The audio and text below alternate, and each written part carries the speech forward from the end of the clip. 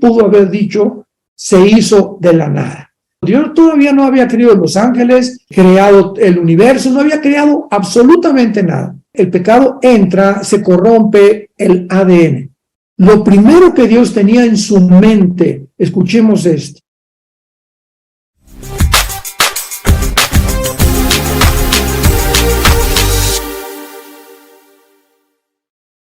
Bienvenidos a su casa, a la iglesia Vida Nueva para el Mundo.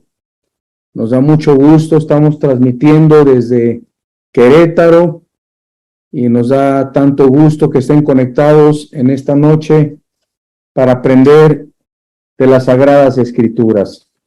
Y bueno, también tenemos un tema muy especial el día de hoy, la grandeza de Jesús. Es un mensaje que va a edificar la vida de todos nosotros, terminando el tema de la grandeza de Jesucristo. Tendremos un tiempo de preguntas para que las hagan en el chat. Va a haber preguntas, vamos a respetar las preguntas, las que nosotros valoremos como pastores que sean relevantes, importantes para todo el grupo. Las va a ir contestando el doctor Armando. Pues quiero dar la bienvenida. ¿Ya me escuchas? Muy bien, muy bien. Muy buenas noches, Pa, ¿cómo estás? Dios te bendiga, bienvenido. ¿Me escuchas? Te escucho muy bien. Bienvenido, muy buenas noches. ¿Cómo estás? Ok. ¿Cómo Bien, gracias estás? a Dios. Es que no me permitías entrar en el audio. Ah, muy bien. Tenemos ahí a nuestro DJ. Como anfitrión, tú tienes que darnos entrada para oír. Sí, tenemos a David de anfitrión, pero ya gracias a Dios ya te dio el audio. ¿Cómo estás? ¿Cómo andas de frío por allá en Dallas? ¿Cómo están las cosas por allá? Bastante frío, helando.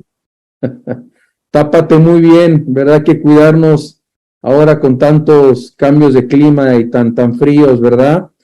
Pues te damos la bienvenida, doctor Armando Alducin, a esta conferencia, La Grandeza de Jesús. Nos gozamos tanto de tenerte con nosotros en esta noche y el tiempo es tuyo y al final vamos a hacer un tiempo de preguntas y respuestas. Así que hablemos de la grandeza de Jesús. Adelante. Bueno, pues no cabe duda que el personaje más impactante de toda la historia, ¿quién ha sido? Es una pregunta que me encanta hacerle a las personas que se dicen agnósticas, escépticas o ateas, ¿no? Ya sea que crean en Buda, en Zoroastro, en Mahoma, o que tengan algún un líder, filósofo preferido. ¿De qué otro personaje de la historia se detiene la mayor parte de las naciones, como actualmente en la famosa Navidad, aunque sabemos que Cristo no nació el 24 de diciembre, pero es un tiempo en el que el 70-80% de las naciones del mundo, hasta los ateos, tienen vacaciones. Nos dedicamos a entregarnos regalos. ¿De dónde viene esto que pues es la Navidad y tengo que darle regalo de Navidad a mi esposa, a mis hijos, al jefe de mi trabajo, a mi secretaria? ¿De dónde viene esta característica o este afán de estar regalando cosas? Y lo encontramos de la persona de Jesucristo. Porque de tal manera, dice la Biblia, de tal manera, Juan 3:16, amó Dios al mundo, que, ¿qué cosa dice? Que nos ha dado. O sea, Dios se introduce a nuestro sistema planetario dándonos lo más preciado que Él podía entregarnos. De tal manera nos amó que nos dio. La generosidad de Dios se manifestó dándonos lo más preciado. Por lo cual es lógico que una de las evidencias más grandes de la espiritualidad y de la madurez cristiana sea la generosidad. Un cristiano no puede ser avaro, un cristiano no puede ser egoísta, un cristiano es una persona generosa, extremadamente generosa. Y vemos en segundo ¿verdad?, que no solamente el mundo celebra la entrada de Cristo a la historia, que tanto que se divide antes y después, sino que también se celebra su nacimiento el 24 de diciembre, y aunque sabemos que esto fue instituido cuando el Papa Gregorio cambió el calendario lunar, porque los judíos tienen el calendario lunar de 360 días, lo cambió al calendario solar de 365 días, minutos y segundos. Entonces, Cristo pues no nació el 24 de diciembre, lo sabemos. Lo más lógico es que haya nacido el mes de Tishri, que está precisamente entre octubre y noviembre del calendario solar de nosotros. Entonces, Cristo nace entre septiembre y octubre de nuestro calendario solar, no el 24 de diciembre, pero se usó el 24 de diciembre por el Papa, repito otra vez, para poder recordar el nacimiento de Jesucristo, y los cristianos lo aprovechamos en el momento en el que hay un espíritu de melancolía, de generosidad, de que todos queremos estar con la familia, juntarnos con los papás, los hijos con los padres, de regalarnos cosas. Lo usamos para poder presentar el evangelio con más fuerza, con más poder, demostrándole al mundo por qué en esta época se celebra y no se sabe ni cuándo nació Buda, ni cuándo nació Zoroastro, ni cuándo nació Mahoma, ni cuándo nació Mahatma Gandhi. Nunca, jamás el mundo celebra el nacimiento de un personaje como la persona de Jesucristo. Ahora bien, tomando en cuenta este inmenso entrada y esta entrada espectacular del Hijo de Dios al planeta Tierra, el ser humano ha experimentado un vacío muy profundo en su alma y una necesidad intrínseca de adorar a algo o a alguien. Y esta es la razón por la cual existen las religiones, porque la Biblia dice en Eclesiastés 3:11 que Dios puso dentro de nosotros la eternidad. Entonces, no ha existido una sola tribu, una sola civilización, no ha existido jamás ningún grupo de personas, ni patriarcas, etcétera, etcétera, desde los sumerios del Código Hammurabi, que es de los más antiguos de la civilización. Nunca ha existido una sola tribu, una civilización, sin que haya adorado a algo o a alguien.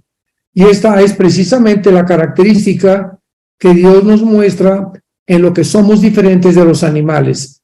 Los animales no adoran, no tienen conciencia, ni los perros, ni los caballos, ni los conejos, no tienen conciencia de un Dios, de un ser superior. Es un sentimiento que está intrínsecamente grabado dentro del alma humana. Y sin embargo, el ser humano ha tratado, ¿verdad?, en estas tinieblas en las que se encuentra todavía, porque hay millones de personas en el mundo confundidas actualmente, buscando de un filósofo a otro filósofo, de un politólogo a otro politólogo, de una religión a otra religión, buscando la verdad. ¿Qué es la verdad? Pues la verdad no existe, han llegado a concluir esto, es un relativismo espantoso en el que cada quien tiene su verdad. Pues si tú crees que eres hombre, si no quieres que eres hombre, aunque seas genéticamente hombre, puedes considerarte una mujer. Si no te quieres considerar una mujer y aunque genéticamente eres mujer, te puedes considerar un hombre. Es impresionante, increíble, al grado de confusión a la que el ser humano ha llegado. Y lo mismo pasa con los gobiernos. Hemos experimentado las monarquías, la teocracia, el socialismo, el comunismo, la oligarquía, etcétera, etcétera, y nos damos cuenta en el siglo XXI que ningún gobierno ha funcionado. El comunismo fracasó rotundamente en el siglo XX, fue demostrado por el mismo Mikhail Gorbachev en 1991, que era una ideología que no puede funcionar porque la solución del problema humano no es una lucha de clases entre la lucha del proletariado, querer derribar a la burguesía para que la burguesía sea derribada y el proletariado tome el poder, etcétera, etcétera. Viene Freud con su psicología, no, pues el problema es humano, el problema es de la mente, el problema es que el ser humano tiene una sexualidad que está atormentándolo desde que es niño. Viene William Shakespeare con el dramaturgo inglés, el problema es un defecto trágico, y así nos encontramos en el siglo XXI. Busca los libros, métete a una biblioteca, consulta por todos lados, una confusión enorme en la que el ser humano se encuentra. Sin embargo, en medio de toda esta confusión hay una luz, hay una esperanza.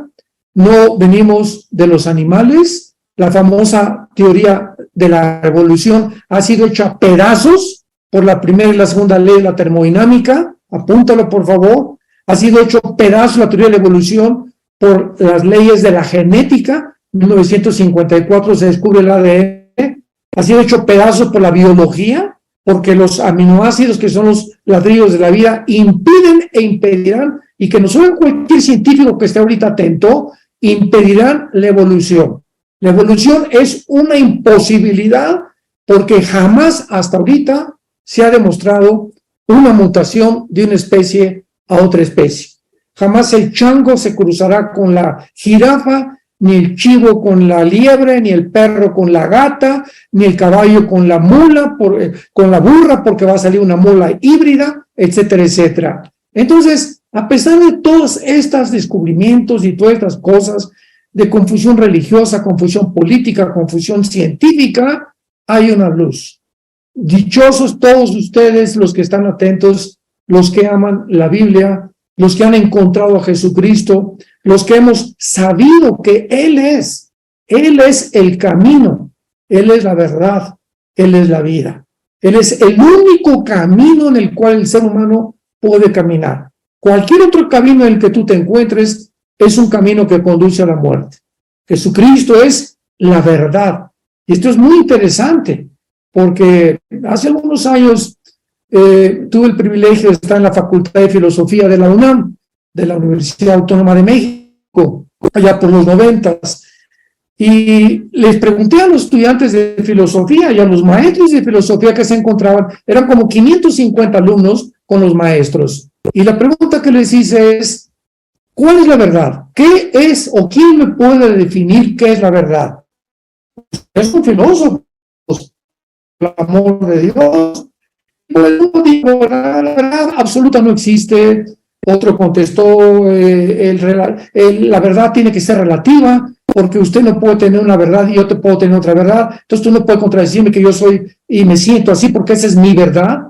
Y finalmente les tuve que contestar lo que Jesucristo dijo cuando fue presentado ante Poncio Pilato, el gobernador de Judea.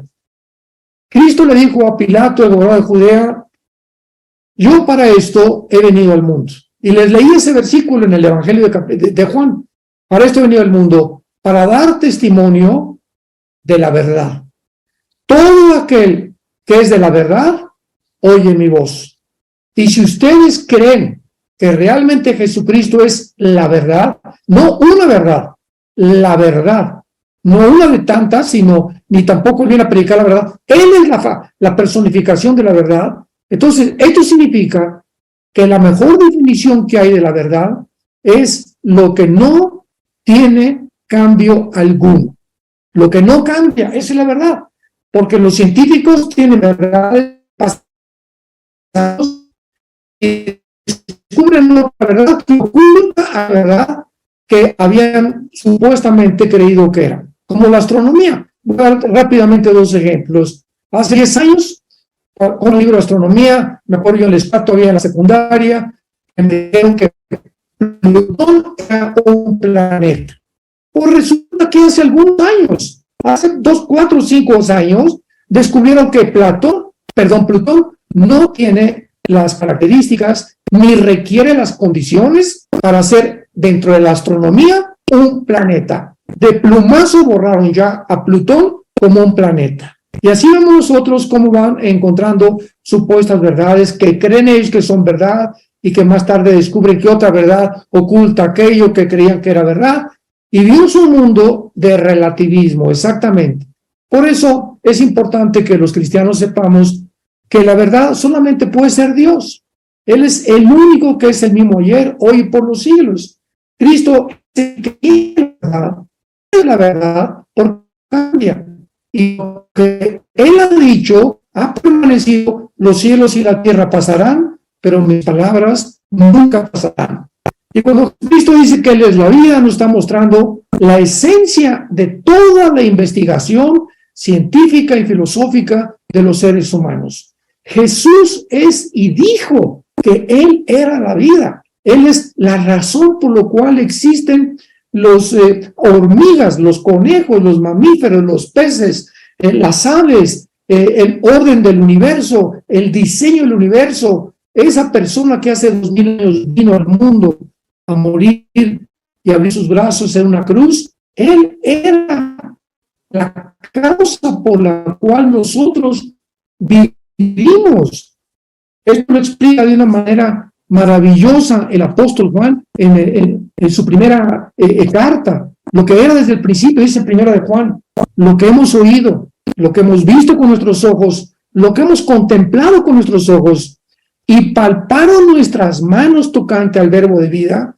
O sea, dice Juan, nosotros vimos, oímos, sentimos a la vida misma, tocamos al tocar a Jesucristo, estábamos tocando la vida, porque la vida fue manifestada y la hemos visto. Y testificamos y anunciamos la vida eterna. Esa persona que caminó con ellos, que vieron, que oyeron, que tocaron sus manos, estaban ellos conviviendo con el autor de la vida.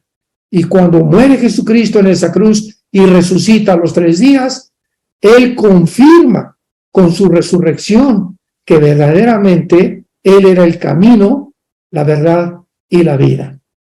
Ahora quiero rápidamente leer un versículo en Hebreos 1, el libro de Hebreos capítulo 1, los que tengan su Biblia, versículo 1 al versículo 3, describe de una forma maravillosa y muy resumida lo que hasta este momento hemos tratado de condensar o de resumir. Dice así: Dios, habiendo hablado muchas veces, o sea, comenzamos que si Dios existe, pues es lógico que tenga el propósito de tener comunicación con nosotros. Dios no podía crear ángeles ni podía crear seres humanos como somos nosotros para que viéramos confundidos. ¿De dónde venimos? Pues a lo mejor venimos del chango, a lo mejor venimos, ahora como la evolución está deshecha y destruida por la biología, desde la termodinámica, por la genética. Ahora están inventando que fuimos sembrados, oigan esto, que fuimos sembrados por extraterrestres.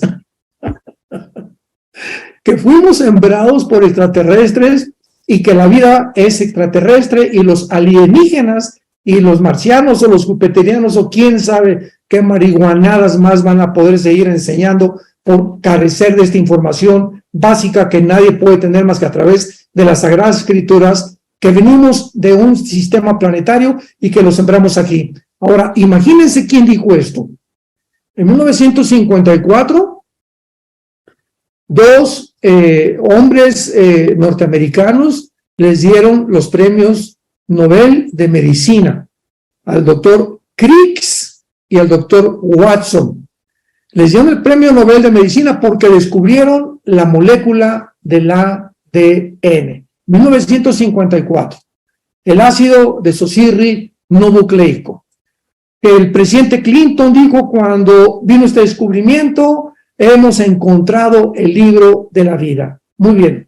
El doctor Crick, con toda la genética y el conocimiento científico y biológico que él tiene, él fue el que cuando le preguntaron, bueno, y ahora que ustedes han descubierto el código genético de la vida que nos habla que dentro de cada una de las células, de los billones de células que componen el cuerpo humano, en cada código se encuentra un libro escrito de quiénes somos, de qué color de pelo íbamos a ser, el color de nuestros ojos, la estatura, la inteligencia, las instrucciones cuando se juntaron los 23 cromosomas de mi papá con los 23 cromosomas de mi mamá y vino la fertilización para formar el cigote. Ahí, en el cigote, en la fertilización del embrión, se encontraba la información. Tú vas a ser páncreas, tú vas a ser hígado, tú vas a ser piel, tú vas a ser corazón, tú vas a latir así, tú vas a ser neuronas. Imaginémonos la información codificada, centralizada, dentro de un embrión. ¿Quién la puso? Bueno, como no quieren creer, ¿verdad?, que fue Dios, pues dice que los extraterrestres, y así pues van a seguir, así va a seguir el mundo. Entonces, Dios ha hablado muchas veces, dice Hebreos 1, versículo 1, nos ha hablado a través de la naturaleza. Los cielos cuentan la gloria de Dios. Contamos, o sea, no hay nadie que pueda decir es que yo no conozco a Dios porque yo no he oído de Cristo. Los cielos cuentan la gloria de Dios, el firmamento, la obra de sus manos. Cuando levantamos los ojos al cielo y vemos un orden, por el amor de Dios, un orden entre las mismas galaxias, las mismas sistemas planetarios, todo lo que existe a nuestro alrededor está ordenado de una forma perfecta. La Tierra tiene una inclinación perfecta de 23 grados y medio sobre su eje. Gira perfectamente en 24 horas sobre su eje. Gira alrededor del Sol en 365 días perfectamente. Y esto es hace millones de años. No ha disminuido la velocidad. Todo está en el universo girando y todo está diseñado con un orden y un diseño que nadie pudo haber dicho se hizo de la nada. El gran científico Blaise Pascal, apúntalo, Blaise Pascal fue uno de los más grandes matemáticos, científicos, astrónomos de toda la historia humana. Blaise Pascal hizo cantidad de tratados del libro del Apocalipsis. Y dicen que un día invitó a un ateo a su casa. Y Blaise Pascal en su estudio puso la luna, el universo, así, un sistema planetario alrededor, una vía láctea alrededor del techo de uno de sus estudios. Y cuando entró el científico ateo, le dijo a Blaise Pascal, oye, qué hermoso está esto, ¿verdad? ¿Quién lo hizo? Y le contestó Blaise Pascal, no sé, apareció de repente aquí en mi cuarto. Y le contestó el ateo, ¿verdad? Oye, pero no seas tonto, no seas estúpido, como solamente un idiota puede pensar de la manera que estás pensando. Le digo, pues tú eres el idiota y tú eres el tonto y el tarado, ¿verdad? Por creer que el universo que está a nuestro alrededor fue hecho completamente por un accidente, después de ver que hay un orden y hay un diseño calculado de una inteligencia que no puede haber sido de la nada o por un accidente. Entonces Dios nos ha hablado a través de la naturaleza, nos ha hablado a través de los profetas en el Antiguo Testamento, nos ha hablado a través de nuestra conciencia, esa voz interior que tú tienes, que tengo. La palabra conciencia viene de dos palabras, con, dentro, ciencia, conocimiento.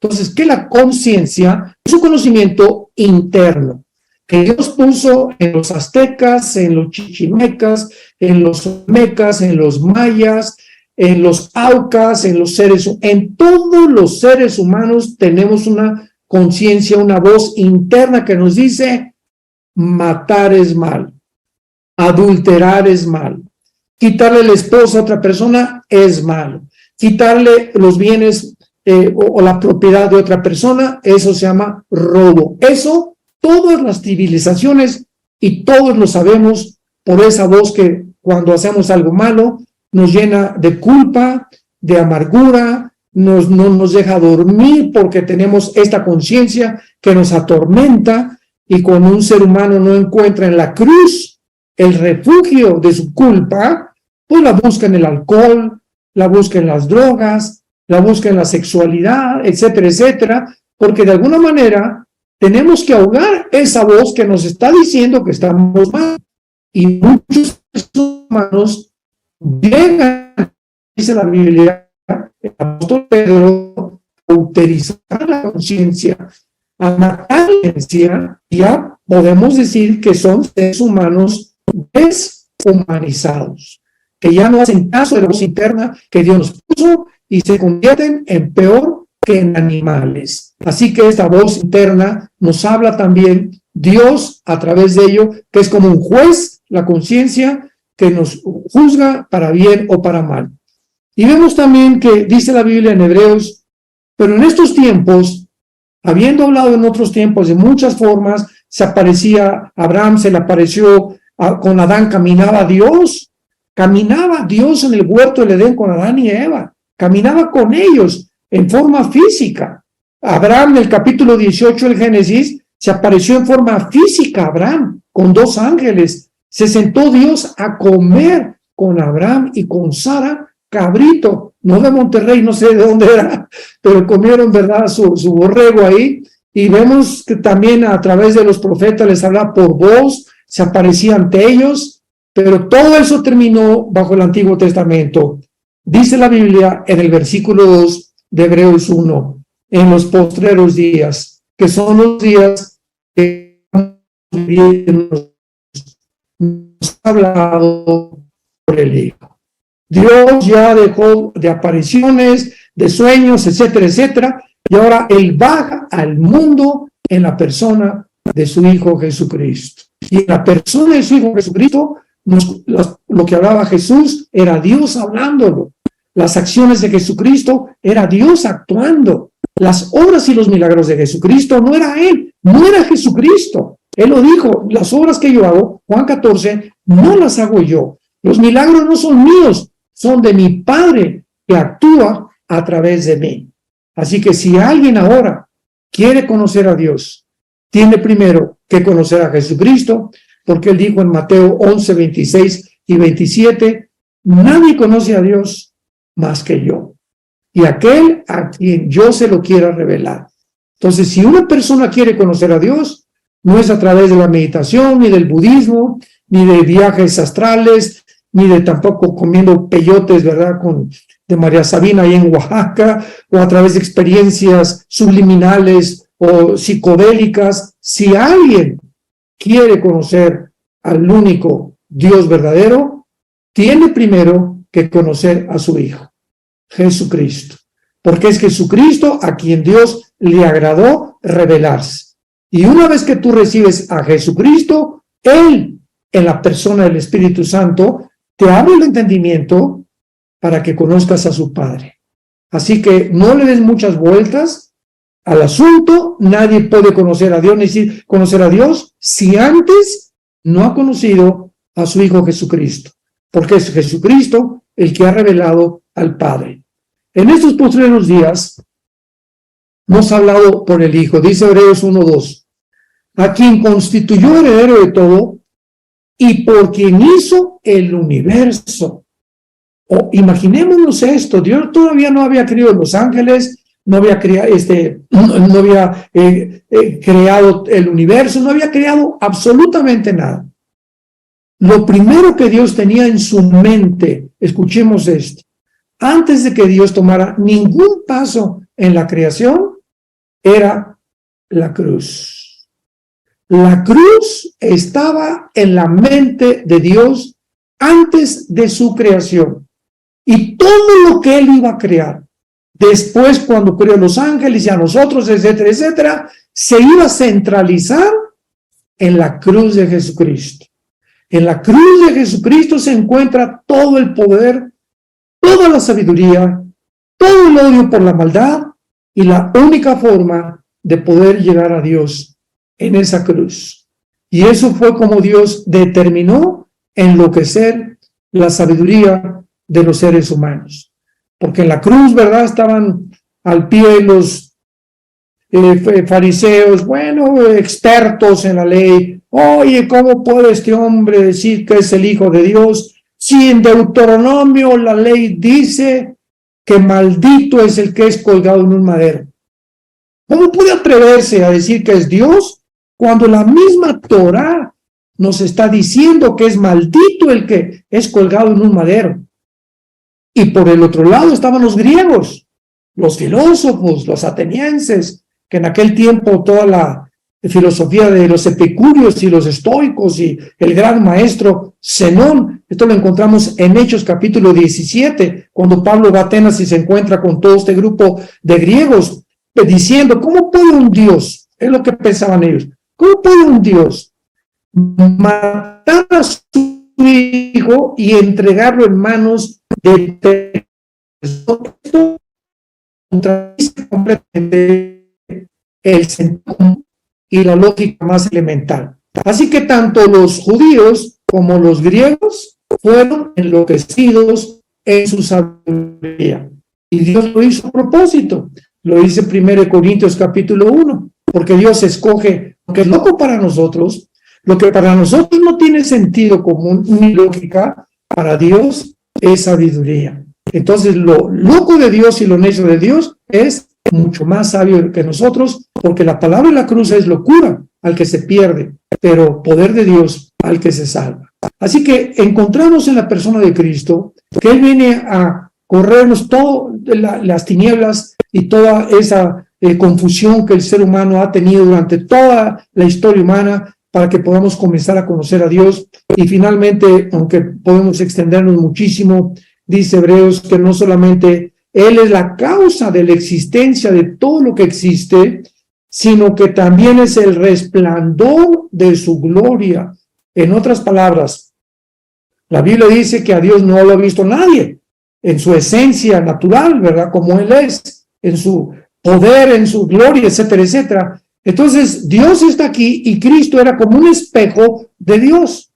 Entonces, Dios refleja en el espejo a Cristo, es el espejo, y nos revela quién es el Padre. Al ver a Cristo estamos viendo a Dios, pero estamos viendo el reflejo. Él es la imagen, dice el resplandor. Lo que reflejó Jesucristo era la imagen de su Padre.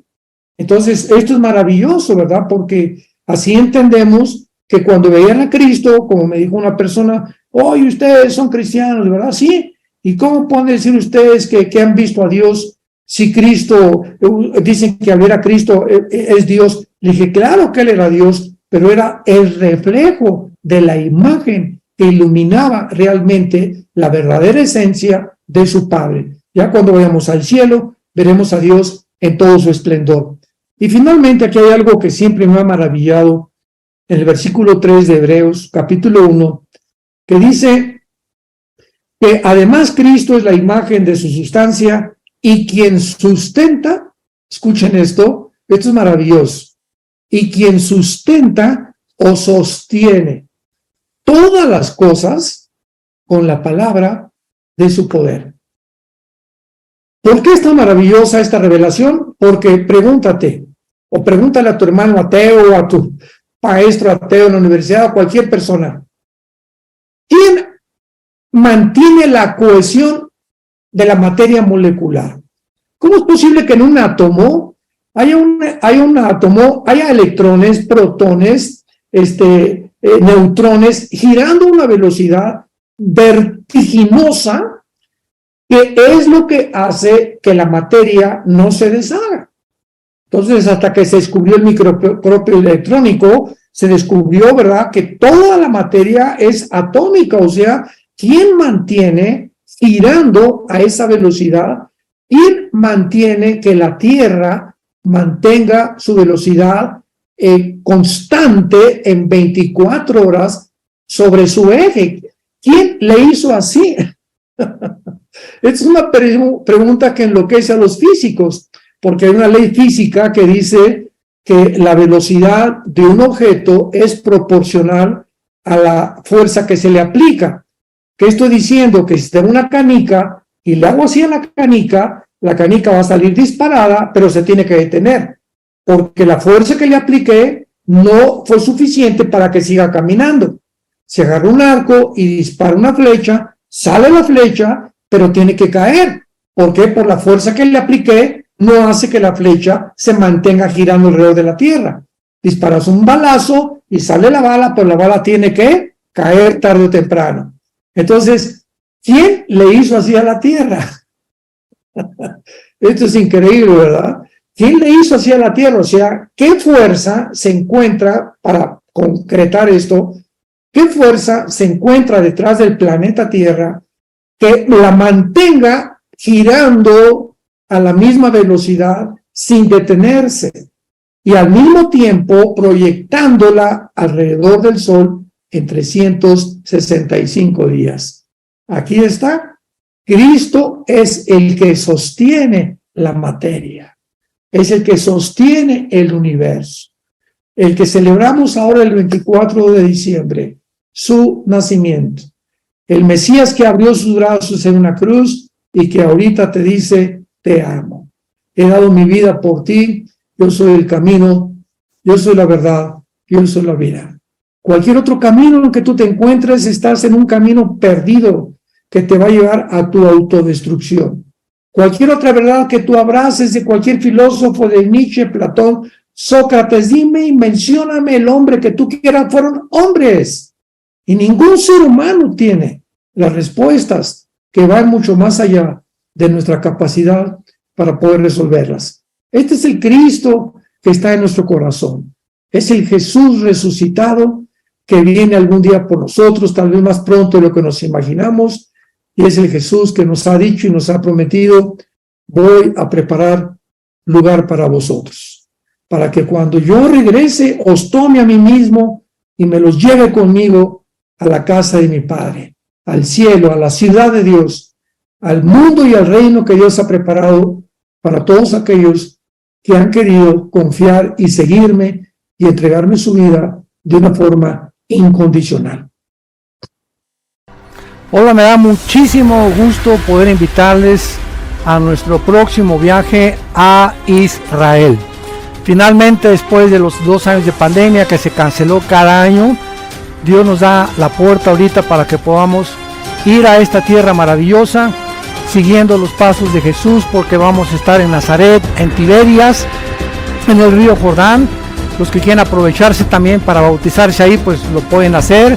Vamos a estar en el mar de Galilea, donde hay unas barcas preciosas, donde podemos realmente navegar, donde estuvieron los discípulos de Jesucristo, en Masada, que es la fortaleza que los romanos usaron para arrinconar al último grupo de judíos que sobrevivió la persecución. Vamos a estar en Caná, donde Jesucristo celebró las famosas bodas con su mamá, en Tel Aviv, en Jerusalén, por supuesto, que va a ser maravillosa la ciudad donde vamos finalmente a vivir con Jesús, en el Mar Muerto, que es un lugar de tantas cremas, sobre todo para las mujeres, y en cada uno de estos lugares vamos a dar una conferencia. Voy a estar compartiendo la palabra de Dios, así que este viaje será del 7 al 17 de junio del año 2023 y estamos seguros que será un viaje inolvidable para todos ustedes y su familia. Que Dios los bendiga y les esperamos allá.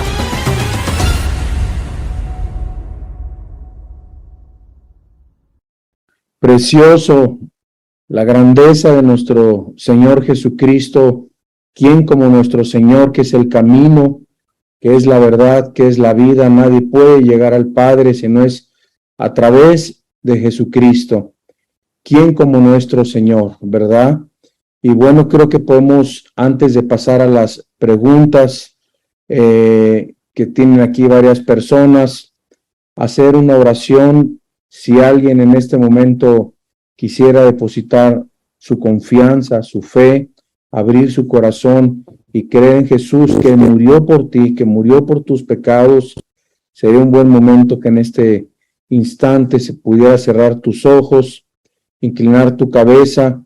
Si alguno de ustedes quisiera recibir a Jesús, creer en Jesús y decirle, entra a mi vida, yo te quiero invitar a que hagas una oración con nosotros, cerrando los ojos y diciendo, Dios y Padre, te doy las gracias porque hace 2000 años enviaste a tu Hijo Jesucristo a morir en una cruz por mis pecados. Soy pecador, te pido perdón por mis pecados, me arrepiento de mis pecados. Creo en ti, Señor Jesús, como mi único y suficiente Salvador.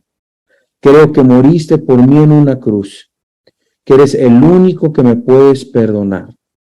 Entra en mi corazón en este momento. Te recibo. Confieso que eres mi Señor, eres mi Dios. Gracias te doy en este momento por este mensaje precioso de la grandeza de Jesucristo. En Cristo Jesús te doy las gracias. Amén. Amén. Y damos tantas gracias a Dios, y muchos de ustedes hicieron esta oración y por primera vez han encontrado, ya han entregado su vida a Jesucristo, que a partir de hoy comiencen a leer la Biblia todos los días a partir de los evangelios, Mateo, Marcos, Lucas o Juan. Comienza a leerla todos los días. Dios nos habla a través de la Biblia y todos los días comienza a orar. Orar es platicar con Dios, abrir tu corazón con Dios en la mañana, en la noche, en la tarde, cuando amanece. Dios, gracias por este día, gracias por esta mañana. Eso es platicar con Dios. Orar es hablar con Dios. Leer la Biblia es dejar que Dios hable a tu vida. Y bueno, pues si está bien contigo, Padre, vamos a pasar a un tiempo de preguntas. Hay una serie de preguntas. ¿Cómo andas de tiempo para preguntas? Sí, tenemos 20 minutos todavía. Perfecto, muy bien.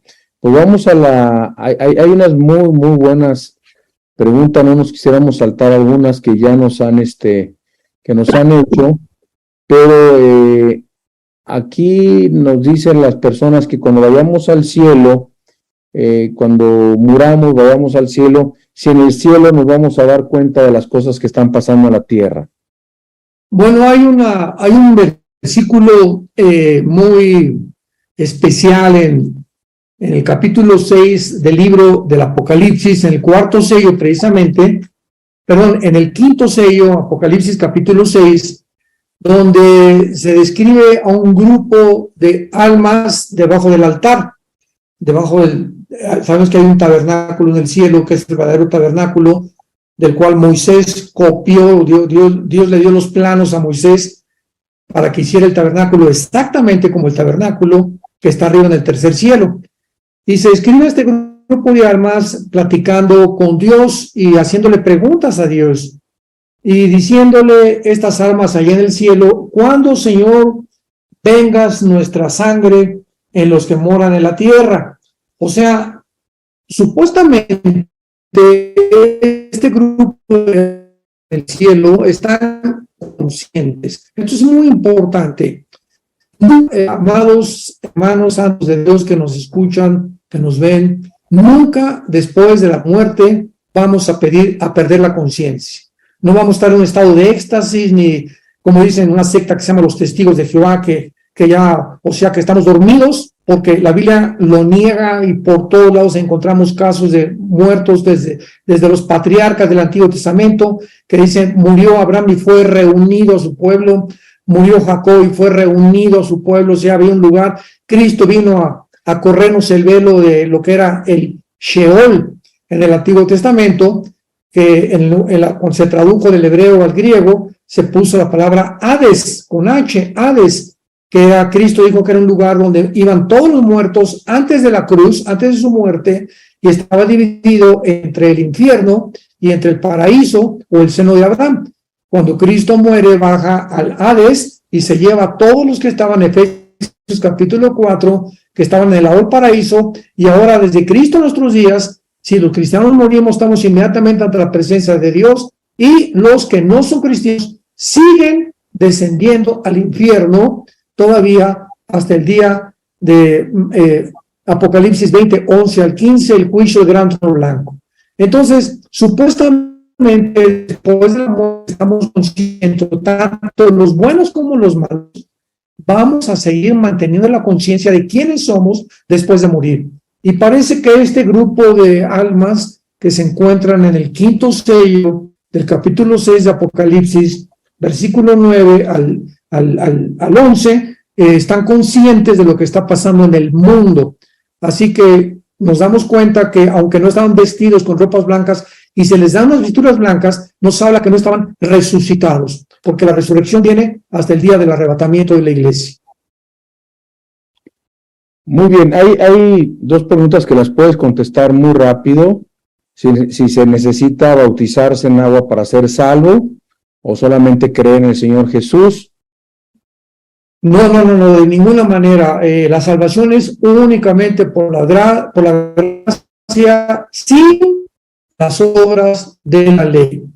El bautismo es una confirmación pública, una confesión pública, un testimonio público, más bien dicho, de que por eso la necesidad de que el bautismo tiene que ser público, porque es el momento en el que ante los miembros de mi iglesia, familiares, bajo al agua y estamos simbolizando que al bajar del agua, en el agua estamos muriendo con Cristo y al sacarnos del agua estamos resucitando con Él y diciéndole a toda la gente que está alrededor, he decidido, quiero que sepan todos que de aquí en adelante me pongo el uniforme del ejército de Jesucristo.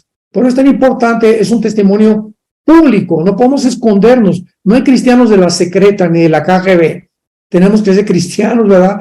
Que mi jefe, mi trabajo, mi secretaria, mi familia, tienen que saber que yo tengo a Jesús y que aunque no tengo muchas respuestas para muchas cosas, Jesús vive dentro de mi vida.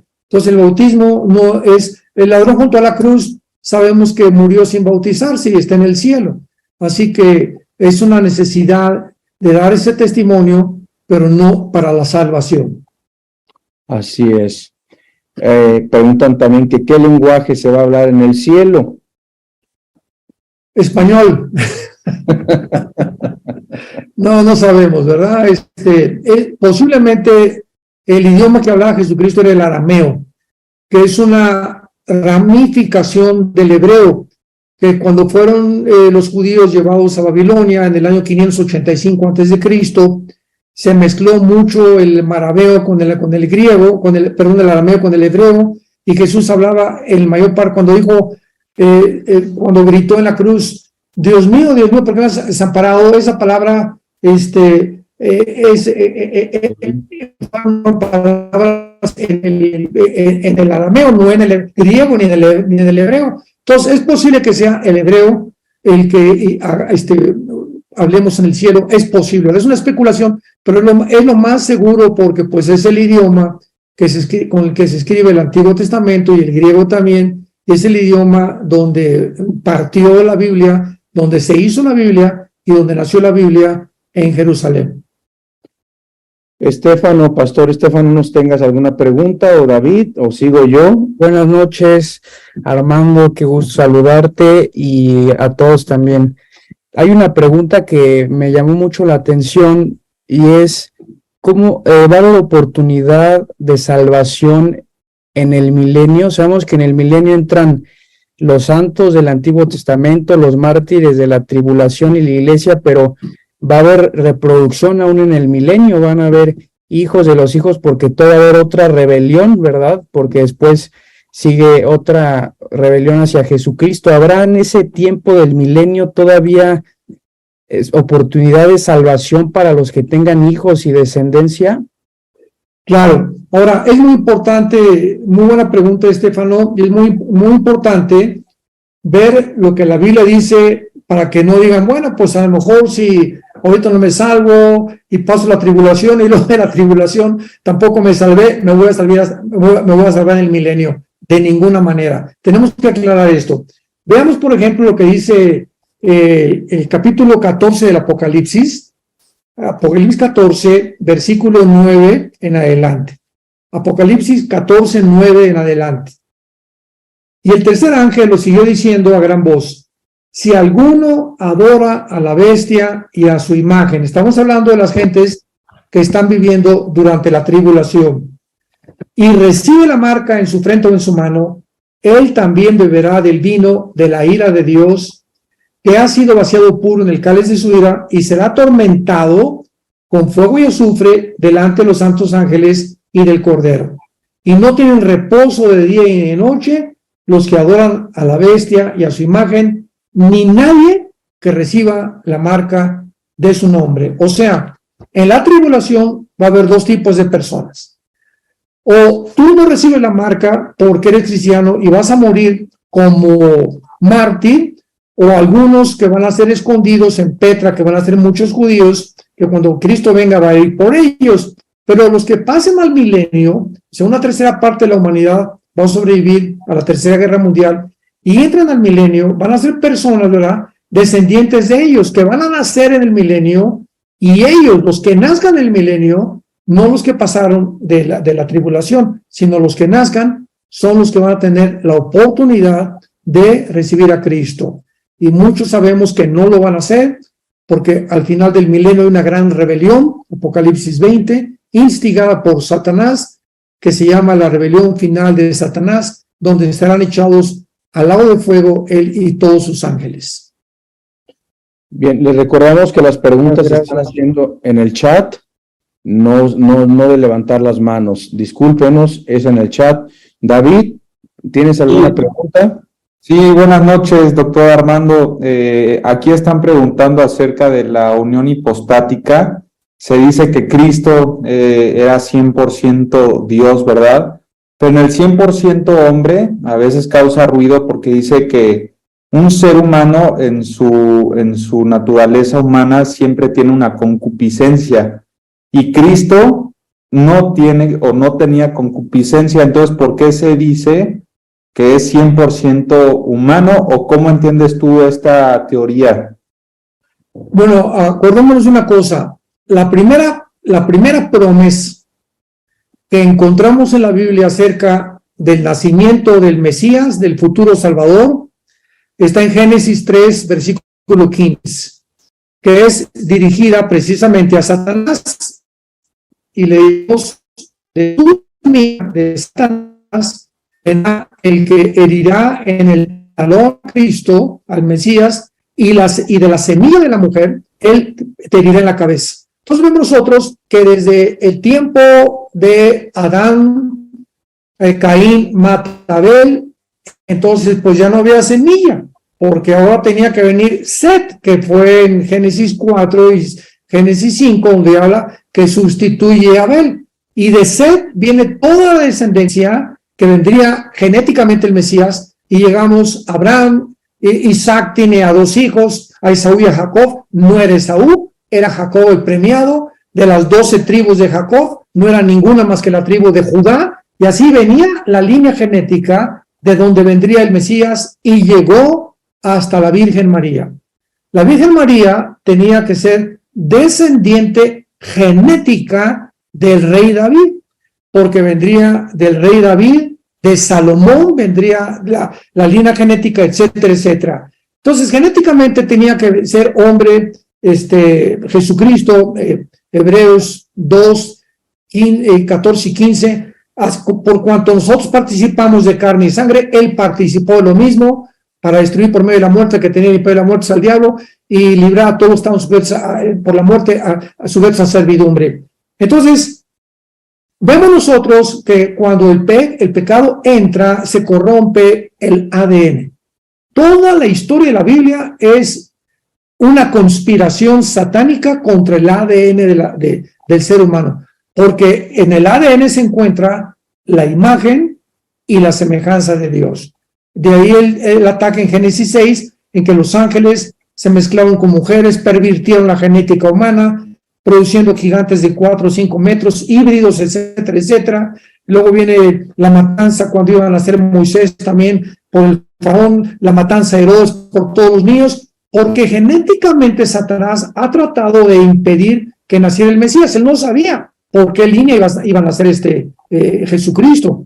Entonces, cuando se pervierte la genética humana, se pervierte el cromosoma Y, que es el cromosoma que determina el género masculino. El Mesías no iba a venir, iba a ser una mujer. El Mesías tenía que ser varón. Y si el Mesías tenía que ser varón, tenía que tener el cromosoma Y, que las mujeres no tienen. Las mujeres tienen el XX y nosotros, todos los varones, tenemos el cromosoma Y. Esto es muy importante. Entonces, el cromosoma fue infectado, ¿verdad?, genéticamente de la raza humana, y entonces cuando viene el nacimiento y el tiempo de Dios, Dios se le aparece a través de un ángel a María diciéndole: vas a ser mamá, y le advierte a José: el producto de tu comprometida, pues estaban desposados, no estaban casados todavía, va a ser obra del Espíritu Santo. Entonces Dios tenía que poner el cromosoma Y o fertilizar el óvulo de María. O sea, Dios fertiliza el óvulo de María para que el Mesías naciera sin la contaminación del pecado humano. Pero al mismo tiempo, el Mesías tenía que ser humano, esa humanidad se la da María y la divinidad se la da Dios. Entonces, la sangre de María no contamina a Jesucristo, sino que la sangre de Cristo, ¿verdad?, era mucho más fuerte. Y sabemos que ustedes, que si hay algún ginecólogo aquí, que la sangre se produce hasta la tercera, cuarta semana del nacimiento, etcétera, etcétera, y el Mesías no podía de ninguna manera ser contaminado por la sangre que viniera del varón, porque es el varón el que transmite el pecado. ¿Sabían eso? Somos nosotros, los varones, los que transmitimos el pecado, porque nosotros ponemos la semilla en la mujer. Dice Romanos 5:12, así como el pecado entró al mundo, ¿por quién? Por un varón, no por una mujer. Oiga, espérenme tantito, que no fue Eva la primera que pecó. A ver, ¿quién pecó primero, Adán y Eva? Eva, ¿verdad? Entonces se confundió Pablo en Romanos 5:12, que el pecado entró al mundo por un hombre. Entró, vino la transmisión del pecado a través del varón, porque el varón es el que siembra la semilla, porque es el varón el que trae la semilla. Y esta es la razón por la cual Cristo tenía que ser hombre, pero fue un hombre perfecto, y sujeto a tentaciones, como todos nosotros, Hebreos capítulo 5. Por eso, si el diablo no supiera que no iba a pecar, no lo hubiera tentado, hubiera sido una charada, ¿verdad? Hubiera sido un circo, pero el diablo sabía que podía atacar al Hijo de Dios y que podía el Hijo de Dios pecar, pero no lo hizo, pero estaba sujeto a tentaciones igual que nosotros, y por eso, por haber vencido las tentaciones, el mundo y la carne y a Satanás, él era la justicia de Dios precisamente para que él pudiera morir en la cruz sin pecado, porque jamás había pecado. Esta es la razón por la cual viene la explicación de que en la cruz tenía que morir, no Dios, porque Dios no puede morir. En la cruz, ¿quién tenía que morir? Jesucristo, el ser humano, para identificarse con nosotros, y el pecado lo lleva, no en el espíritu, lo lleva en su cuerpo. Romanos 8, 3 y 4. En el cuerpo, en la carne, llevó el pecado Jesucristo, porque el cuerpo es el lugar donde habita el pecado, no en el espíritu, aunque el espíritu es contaminado. Después, cuando nosotros pecamos, en Cristo no pudo haber eso. Entonces Cristo muere porque tenía que morir, y en la cruz no podía morir un ángel, no podía morir Abraham, no podía morir el Papa, no podía morir la Madre Teresa. ¿Por qué? Porque todos hemos pecado. Entonces el ser humano que moría en la cruz tenía que ser un ser humano justo que jamás hubiera pecado. De ahí la humanidad perfecta de Jesucristo. Era 100% hombre y era 100% Dios. Como Dios, solamente la cruz podía perdonarnos, y como hombre solo él podía morir, porque Dios no puede morir. Una pregunta también muy cortita, pero que muchos nos hacen y nos preguntan. Cuando le dijo Jesús al ladrón a su derecha que de cierto estarás conmigo hoy en el paraíso es el cielo, es la presencia de Dios. ¿Qué lugar es el paraíso?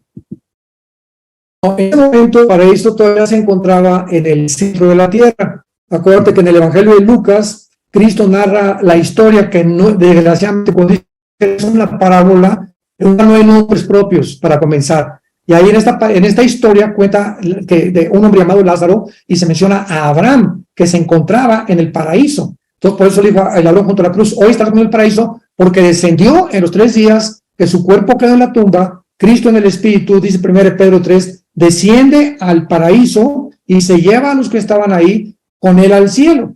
Y ya desde entonces el paraíso está actualmente en el cielo. Gracias, súper claro.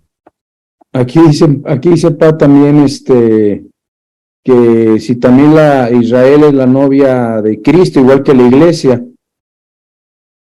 No. La Israel era la esposa de Jehová, ¿verdad? Y dice el profeta Jeremías que Dios le dio carta de divorcio a Israel. O sea, Dios, se puede decir, es un Dios divorciado, aunque suena como alguna herejía, ¿no? pero así lo dice la Biblia, que le dio, se divorció de Israel. Y Cristo es la novia de la iglesia. Por eso el Padre, ¿verdad?, tiene a su esposa, que es Israel, con la que se va a reunir otra vez en el milenio, y Cristo con nosotros, dice 2 Corintios 11, que estamos desposados con Cristo como una virgen pura, que celebraremos las bodas del Cordero con él. Así que son dos cosas diferentes. Y esto nos habla que la iglesia no puede ser Israel, ni Israel puede ser la iglesia. Tanto el Padre tiene también su grupo, como su Hijo tiene también su grupo. La iglesia e Israel son dos entidades completamente distintas en la teología de la Biblia. Algunos preguntan también, si has oído, el otro día platicábamos tú y yo, Pa, acerca de las ovejas que están dando vueltas en varias partes del mundo. ¿Te acuerdas que lo platicábamos? Y ya no nada más son ovejas, hay camellos, hay hormigas, y mucha gente se pregunta si tiene alguna relación. ¿Tú has sabido algo de eso, de ese acontecimiento, ese fenómeno mundial? Mira, lo único que puedo contestar es lo siguiente. Es impresionante el mundo de mentiras que estamos viviendo actualmente. Impresionante. Nunca ha habido tantas mentiras, falsedades, fotos arregladas, videos arreglados, como en la época que estamos viviendo. Entonces, ya sea en el supuesto caso que fuera verdad, pues digo, no hay ninguna explicación. La única explicación que sabemos es la siguiente, hablando con la geometría bíblica, porque hay una geometría bíblica, hay unas matemáticas bíblicas también, para que se sorprendan, ¿verdad? La Biblia nos habla que, por ejemplo, en el libro de Job, la luz se transmite en línea recta, la luz viaja, y las tinieblas son estáticas. Así que un cristiano es una persona que ha comenzado a caminar en línea recta. Una persona que no es cristiana, o un cristiano que está en pecado ahorita, le sucede lo mismo que al pueblo de Israel. Comienzas a viajar en círculos. ¿Qué es un círculo geométricamente? Un punto donde sale una línea y regresa al mismo punto. O sea, nunca llegas a ningún lado. Entonces, una persona que no es cristiana, toda su vida se la ha pasado dando vueltas sin haber encontrado la verdad, sin haber encontrado el camino, etcétera, etcétera, dando los círculos. Y los cristianos que viven en pecado igual, te sales de la línea recta y comienzas a perder 1 año, 2 años de tu vida porque no has perdido completamente el camino. Y en el Antiguo Testamento, eso le sucedió al pueblo de Israel. 40 años dieron vueltas en círculo en el desierto sin llegar al propósito, a la meta de la tierra de Canaán que Dios les había prometido. Entonces, el círculo en la Biblia representa un punto donde no se llega a ningún lado. Y ahora tal vez que los borregos y los caballos están dando vueltas, no sé, es verdad, si es verdad o si es algo que Dios está permitiendo, que está dándonos un retrato de la iglesia.